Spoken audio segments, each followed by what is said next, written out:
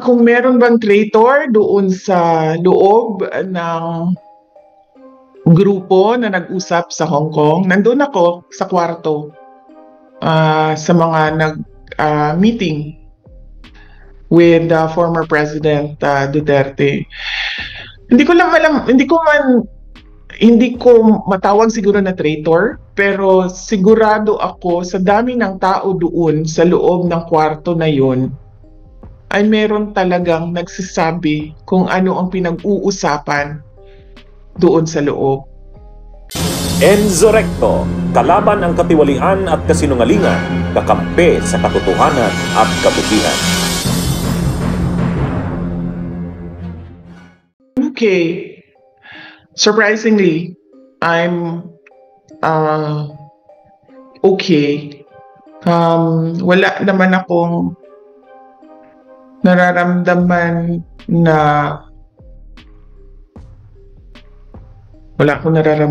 So on that point, I don't think I'm okay. Wala akong nakakatulog naman ako maayos. Siguro dahil sa pagod nung isang buong araw ng meetings dito. At meron akong saktong tulog, meron akong saktong kain. Ang worry ko lang is yung mga anak ko dahil hindi talaga yan sila sanay na wala ako.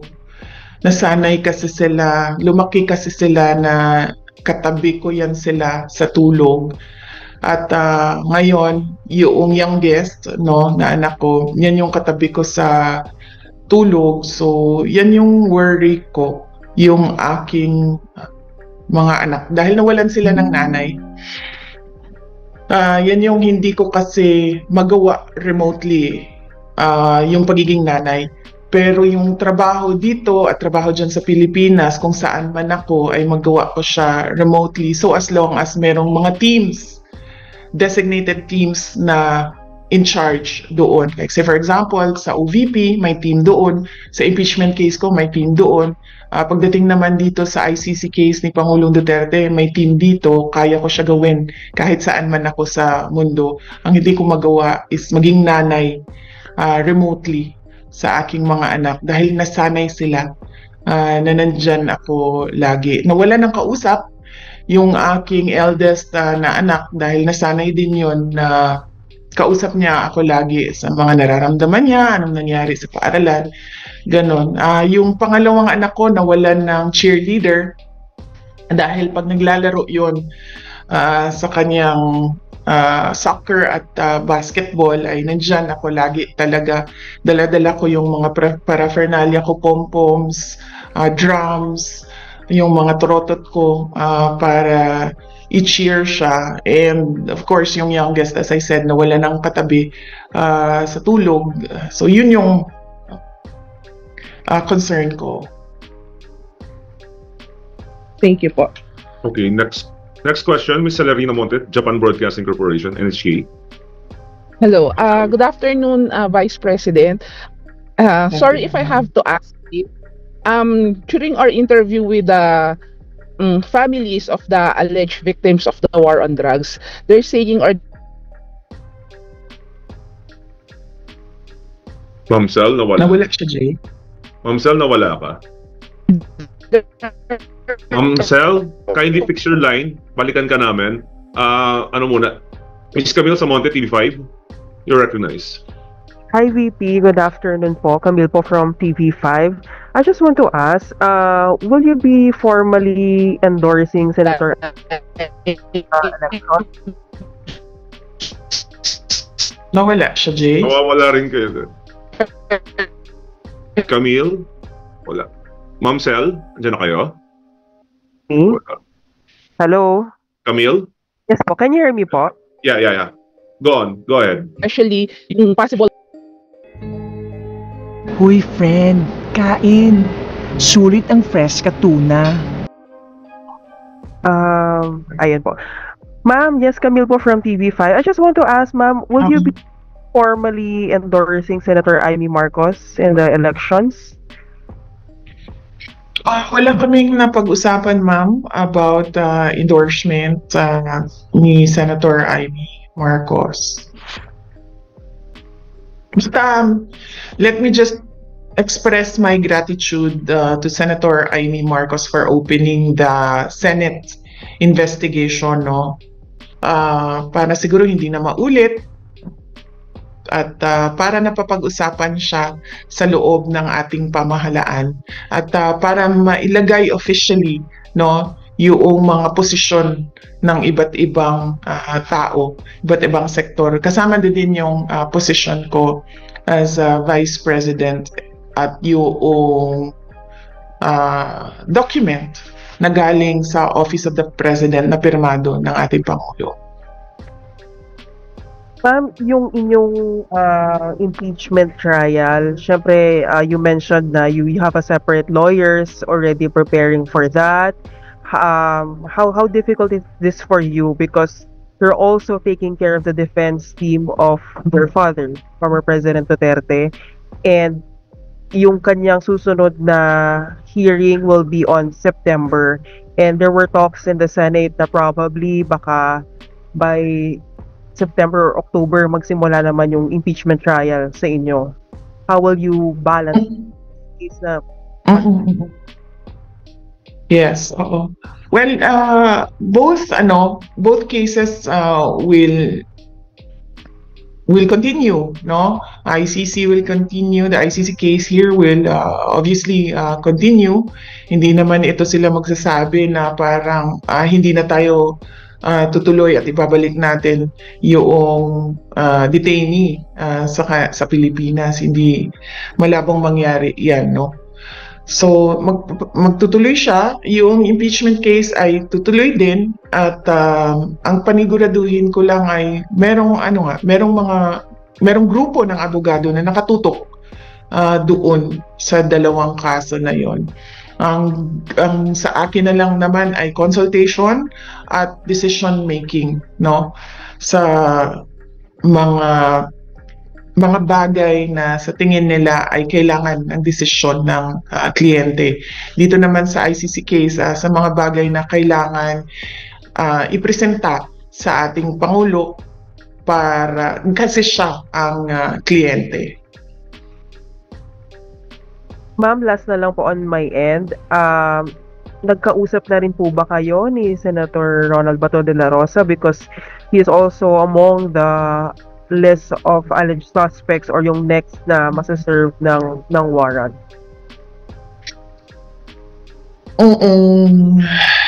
Hindi pa kami nagkausap ni Senator Bato de la Rosa. Mag-ingat siya at lahat ng mga nandoon na mga complaints na mga former police, PNP personnel, officers, mag-ingat sila. Dahil kung meron mang sinasabi na merong warrant, ay malamang merong warrant yan dahil nakita natin na meron ngang warrant of arrest dito kay Pangulong Duterte. Ang sa akin lang din, no, na observation ba, noong nakaupo ako doon sa gallery ng ICC at nakikinig sa initial appearance ni Pangulong Duterte, a total of 43 cases. Nasaan na ang libo-libo na mga kaso na sinasabi ng ating mga complainants na crimes against humanity. 43 murder cases.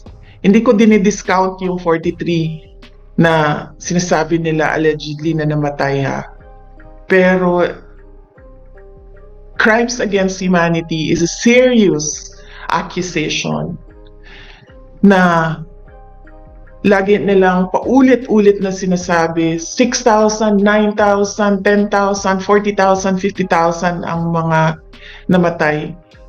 And they cannot even come up with 100 names ng mga namatay ng supposed war on drugs, which amounts to crimes against humanity. Nagiging, alam mo, nahihiya ako as a Filipino citizen ngayon Nagiging, katatawanan tayo ng buong mundo na merong isang bansa na binibigay ang kanyang citizen sa isang foreign jurisdiction, foreign organization. Hindi ginagawa yan ng mga bansa. In fact, tayo nga sa loob ng Pilipinas, every time may OFW na convicted abroad, ginagawa natin ng paraan na magkaroon siya ng pardon para maibalik siya sa Pilipinas. Ito sa atin ngayon ay kabaliktaran. Akusado lang ng 43 cases, 43 counts of murder, ibinigay natin sa isang foreign jurisdiction without any legal basis at all. Nahihiya ako humarap sa buong mundo na ganito mag-isip ang ibang mga kasamahan natin dyan sa bayan, ibang mga Pilipino. Thank you, ma'am. Okay, next. Ma'am Sel, andyan na kayo. Are you back? Yes, ito na po. Sorry. Lino Ponte, Japan Broadcasting Corporation, you're recognized. Ma'am, choppy talaga kayo. Nawawala kayo. Next question muna. Mads Villar, Net 25. Question. Hi, good afternoon, VP. Hmm. Ma'am, how is the health po of former President Duterte now? He's doing okay. Hindi ko nakakausap yung Ma'am, sorry if I doktor have niya. to ask this. Eto, clear na po, malinaw. Wait lang, Mads. Patapusin mo muna si Miss Sel, patapusin mo muna si Miss Mads. Then may answer din si VP kay Mads. Ma'am, go ahead. Hindi ko nakakausap yung kanyang doktor sa loob dahil may proseso din sila sa loob kung paano mo kausapin ang doktor, no? Dumadaan ako sa lawyer kapag meron akong mga tanong at ginagawa naman ng paraan ng abogado doon sa loob para makuha yung mga records, health records ng ating dating Pangulong Duterte. Personally, kapag nandoon ako, okay naman siya. Tinatanong ko siya kung meron siyang nararamdaman. Sinabi niya, nararamdaman ko ay natural sa isang matanda na tao, no? Masakit yung utuhod, masakit yung likod. Meron siyang nararamdaman na sa lamig, ba? So, nahihirapan siya mag-acclimatize. Kaya lagi siyang balot na balot. So far, wala siyang gana masyado kumain. Sinasabi niya, nag-request siya ng gatas at prutas at pinaabot namin yon sa kanyang doktor yung request. Yun lang. And dati pa naman natin alam, no, na medyo mahina na yung pandinig ni Pangulong Duterte dahil din sa kanyang edad at medyo mahina na rin yung mata niya dahil din sa edad. So, nothing, I don't see any serious health problems at the moment sa kanya. All that I see are yung dala ng katandaan. Yes, ma'am. Ma'am, may panawagan po ba kayo or message sa supporters po ni former President? Yes, opo. Unang-una, i-demand natin na may managot sa nangyari sa ating bayan, na nawalan tayo ng former president. Pangalawa, patuloy natin ang pagtatanong sa ating pamahalaan kung ano bang nangyayari sa pera ng bayan, sa budget, sa PhilHealth, sa peace and order natin, ano bang mga pulisiya natin sa economy dahil lubog na sa kahirapan yung mga tao, hirap sa pagkain. Patuloy nating i-demand, as I said, paulit-ulit, transparency, accountability, peace, and security ng ating bayan. Opo. Ma'am, last na lang po on my end. Ilan po lahat yung magiging member ng defense team ng former president po? Magdidepende siya, ma'am, kung legal aid siya or privately funded case, no? Sa ngayon, kailangan pa namin pag-usapan ng abogado kung ano ba ang mangyayari sa gastusin sa kanyang kaso. Pero as I said kanina, nag-express na ako sa lawyer initially na there are discussions and moves on the part of our family to apply for legal aid. Salamat po. Thank you, BP. Okay. Ma'am Sel, are you okay na? Yeah, okay na po. Malinaw na po ba? Sorry. Yeah. Ma'am, sorry. My first question is, how optimistic are you that the former president will be granted an interim release? I do not know, ma'am. I've not read any documents about his interim release. I've not heard the statements of prosecutors with regard to interim release, lalo na sa ating mga judges. So hindi ko alam kung how it will sway, kung meron man siyang requests or application for interim release. Hindi ko masagot ang chances niyan. At ang optimism level ko sa ngayon ay 0, but only because hindi ko naririnig kung ano ang sasabihin ng prosecutors at ng judges. Ma'am, another question. Sorry if I have to ask this, because some of the families, relatives of those alleged victims of the war on drugs claim that their lives would be threatened or at risk if the former president will be allowed to return to the Philippines, because they are afraid that the former president or may do something bad against them. So, is there any basis for their fear? None at all, ma'am. Matagal naman namin alam na merong investigation na ginagawa sa loob ng Pilipinas dahil nakukuha namin yung information sa mga abogado mismo na gumagawa nun at sa ibang mga government personnel. No? Hindi ko na lang sasabihin kung ano yung mga opisina na yon. Kaya nga nagkaroon ako ng Zoom meeting with the Secretary of Justice noong 2023. Kasi sinasabi ko sa kanya na naiintindihan ko na merong investigation na nangyayari. Pero wala kasi talaga silang jurisdiction. So, I was picking his brain on what his thoughts were about this.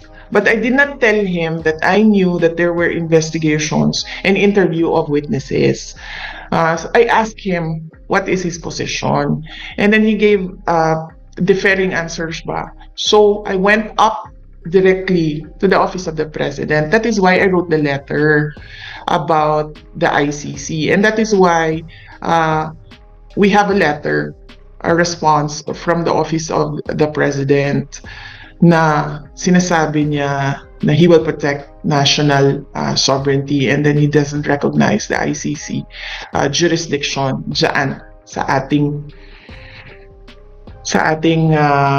bayan. So yun, ma'am.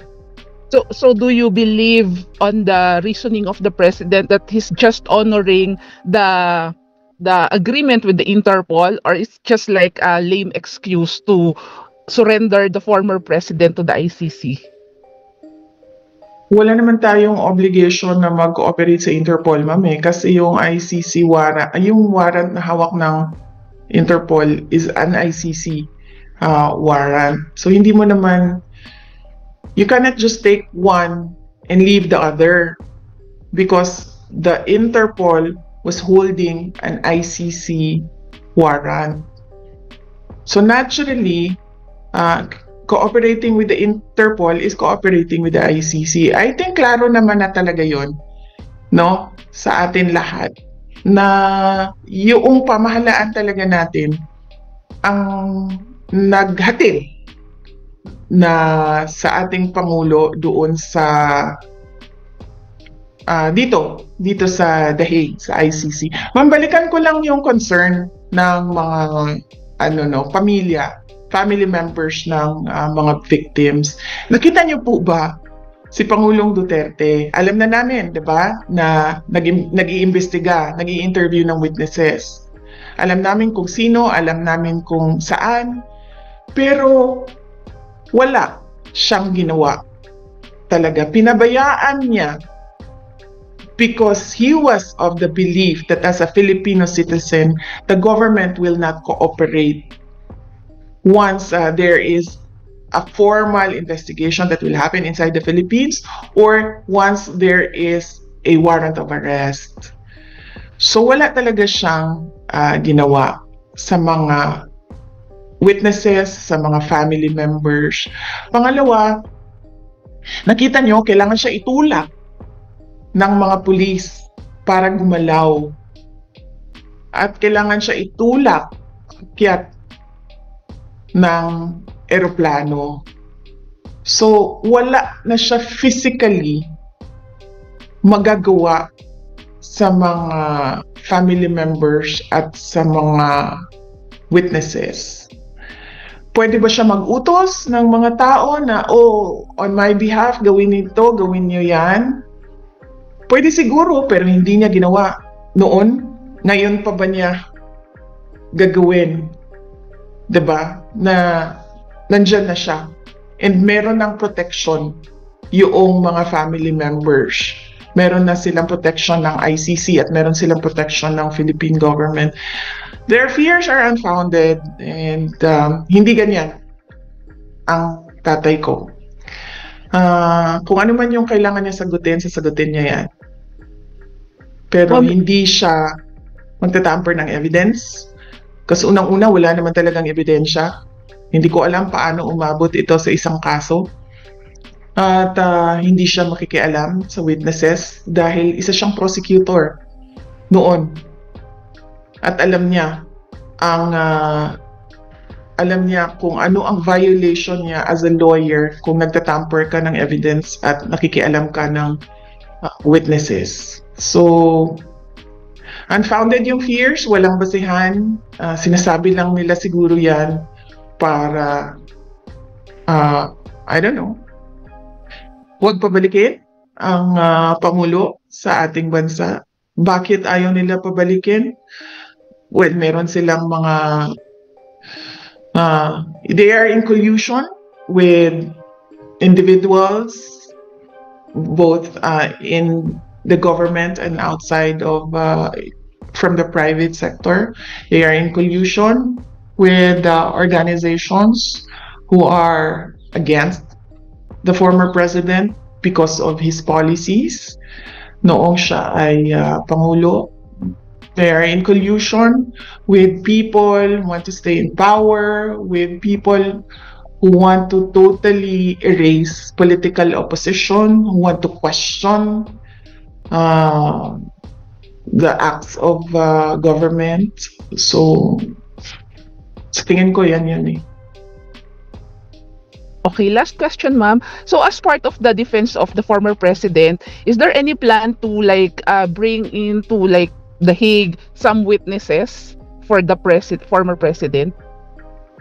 I am not part of his legal team. Nandito lang ako kasi kailangan nila ng kausap sa labas. So kinakausap nila si Pangulong Duterte sa loob.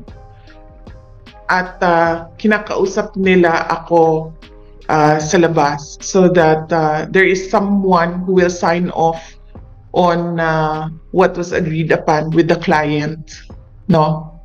So hindi ako part ng legal team. As I said, I am a Filipino citizen here, helping the former president go back home, and I am here as a daughter as well, moral support doon sa kanya. Thank you, ma'am. Okay, last 3 questions po tayo, ma'am. Next question, Ms. Joyce. Kasi, Jay, it's 8:05. Yeah. No, may 9 a.m. meeting right. ako. Sabi mo 1 oras lang ito. Ms. Joyce Adra, RMN News, then followed by Glenn Wego.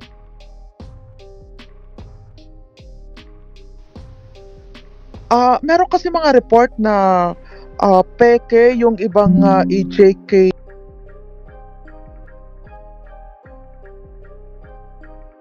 Hindi naman ito dininay ni Attorney Claire.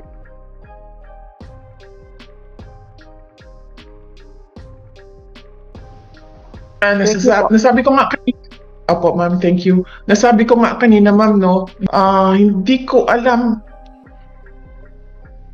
It baffles me. Really, truly. How this has happened, no. So, kasali na din siguro dyan ma'am, yung mga peking supposedly victims, no. Kasali na yan dyan. Kasi ito lahat ay gawa lamang unang-una ni Senator Trillanes noon. At syempre nakakuha siya ng, ano bang tawag niyan? Kakampi o kaalyado sa loob ng pamahalaan. So, yun. Ms. Joyce, okay ka na? Are you good? Oh, wala na. Okay, last question. Raymond Okay Antonio. po, sir. Thank you po. Thank you. I'm done po. Thank you. Raymond Antonio, read the bulletin. Last question, then we're wrap up. VP, good afternoon. Senator De La Rosa admitted having an ill feeling towards National Security Advisor Eduardo Año following the arrest of your father, the former president. How about you, VP? What do you feel right now, given that Año was one of your father's men and member of his cabinet? And lastly, Vice, meron din po kasing lumulutang na I don't know how would I say this, report or rumor na there was a traitor in the Duterte camp that also led to the arrest of your father, VP. Thank you. Okay. Hindi ko narinig. Anong sabi ni Senator Bato de la Rosa daw kay Año? According to Senator De La Rosa, the senator was disappointed to Secretary Año. He felt bit betrayed, knowing na Secretary Año previously worked as PRRD's former AFP Chief of Staff and DILG Secretary then. Kasama siya sa nagplan nung supposedly alleged kidnapping ni PRRD going to The Hague. May I add, VP, may report kasi kasama siya doon sa core group na nagplano doon sa arrest ni former president. And then, sabi po ni Senator Bato, out of courtesy daw po, sana nasabihan man lang kayo about the arrest. That's it, VP. Thank you. Okay. Alam mo, tinanong na rin ako kanina, di ba, how I sabi ko kanina, wala akong nararamdaman. Sa totoo lang, wala talaga akong nararamdaman. Hindi ako galit, hindi ako disappointed. Nothing at all. Kasi, pointless naman na mag-harbor ako ng feelings about what happened. Hindi na siya maibabalik. Hindi na mababalik si Pangulong Duterte sa Pilipinas. So what we should do as a country is move on from what happened. No, what will we do as our ways forward as a country and as a people from what happened? Magalit man tayo, walang papupuntahan yung galit natin. Dahil hindi naman yan sila papanagutin ng pamahalaan eh. Nakikita nyo yung mga sagot nila, wala na sa ayos, wala na sa rason, wala na sa common sense, wala na sa batas. Pero walang magagawa laban sa kanila. So we should move forward from what happened, and the country should decide, the people should decide saan ba tayo papunta base sa nangyari. Kung meron bang traitor doon sa loob ng grupo na nag-usap sa Hong Kong. Nandun ako sa kwarto sa mga meeting with former President Duterte. Hindi ko matawag siguro na traitor, pero sigurado ako sa dami ng tao doon sa loob ng kwarto na yon ay meron talagang nagsasabi kung ano ang pinag-uusapan doon sa loob.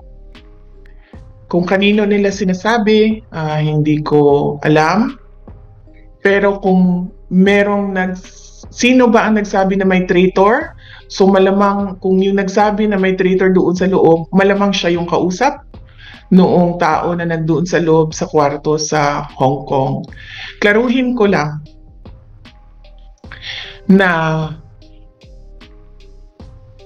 nag-divide ng trabaho doon sa loob ng meeting na yon. Ako ang nag-moderate sa meeting. Tinanong ko si President Duterte kung ano ang desisyon mo at ano ang gusto mong gawin. Ang sinabi niya, gusto ko umuwi sa Pilipinas. Hindi ako titira sa ibang bayan at hindi ako magtatago. Yun ang sagot niya. And Attorney Bingbong Medaldea was tasked to do the legal remedies pagdating sa loob ng Pilipinas. Ang desisyon na agahan yung flight, ang flight nila ay alas 4, ang desisyon na agahan yung flight ay galing kay Pangulong Duterte dahil ini-expect niya dadalhin siya sa korte kasi yun ang dapat na ginawa doon sa arrest warrant. Kung may traitor man, malamang dahil merong nagsabi merong traitor, traitor siya siguro sa information at binigay niya doon sa kabila, but I don't think meron siyang binigay na information na valuable din sa Philippine National Police dahil alam naman ng lahat at hindi tinago na uuwi si Pangulong Duterte at kung anong oras siya uuwi sa Pilipinas at ang desisyon na umuwi ay sa kanya. Sabi niya hindi siya magtatago, uuwi siya ng bayan niya. Oh, are we good then? Well, ma'am, any parting ways? Any parting statement po, ma'am? Yes, opo. JC, nagpapasalamat ako sa iyo, sa Office of the Vice President dahil sa inyong pagtutok sa inyong mga sariling trabaho dyan. At nagpapasalamat ako sa ating OVP Media Beat sa pagkakataon na makapag-usap tayo ngayong hapon na ito. Pakiusap ko lang sana kung ano yung sinabi ko ay yun ang maisulat at maisapubliko. Yun lamang ang pakiusap ko at huwag i-interpret ang aking mga sinabi according to sa opinion ng mga tao, kundi isulat lang siya kung paano ko siya sinabi. Factual lang yung presentation ng news items. Yan yung pakiusap ko sa inyo. At nagpapasalamat ako sa ating mga kababayan sa pagpapakita ninyo ng suporta sa ating dating Pangulong Rodrigo Duterte. Gusto niyang malaman ninyong lahat na alam niya kung ano ang nangyayari sa ating bayan at sinasabi niya lagi na kung ano yung dapat naipakita niya sa buong mundo, sa inyong mga Pilipino, kung ano yung governance, ano yung dapat na nakikita natin sa pamahalaan. At yun ang i-demand natin lagi sa ating mga opisyal ng gobyerno. Ulitin ko, aking pagpapasalamat sa inyong lahat. Magandang hapon po. Bunyog, bunyog, halikan na kasama ka. Bunyog, kapag buklod ay may pag-asa. Luzon, Visayas, Mindanao, isa ang pananaw. Sa bagong Pilipinas ang bunyog isisigaw. Bunyog.